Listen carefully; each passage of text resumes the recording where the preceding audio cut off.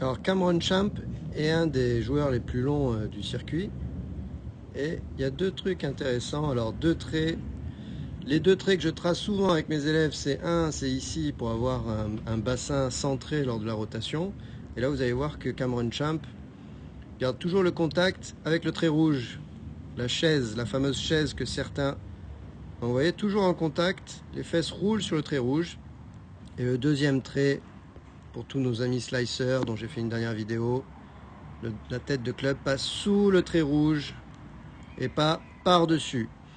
Après, ce qui est intéressant dans le swing de Cameron Champ, et on parle beaucoup de la vitesse et de l'implication du corps dans le swing, le corps est très impliqué ici très tôt dans le downswing. Voilà.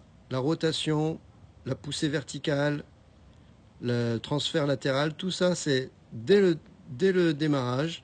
Et ensuite, regardez, ce qui est impressionnant, c'est qu'à partir d'ici, ben, qu'est-ce qui bouge? Il n'y a que les mains qui bougent.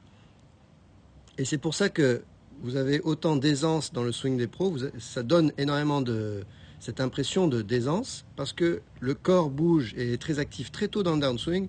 Et ensuite, eh bien, c'est la réaction, la tête de club qui passe et qui finit le swing. Et donc du coup, il y a beaucoup d'équilibre, beaucoup de vitesse, beaucoup d'équilibre. Cette sensation d'aisance, elle vient de là. Alors que la plupart des amateurs mettent beaucoup d'énergie, utilisent beaucoup le corps à partir d'ici pour finir et perdre l'équilibre dans le finish. Donc là, ce qu'il faut retenir, c'est vraiment une action du corps très prononcée dès le démarrage du downswing et après on laisse passer, on laisse l'énergie dans la tête de club qui va s'enrouler autour et vous allez avoir de bien meilleures distances.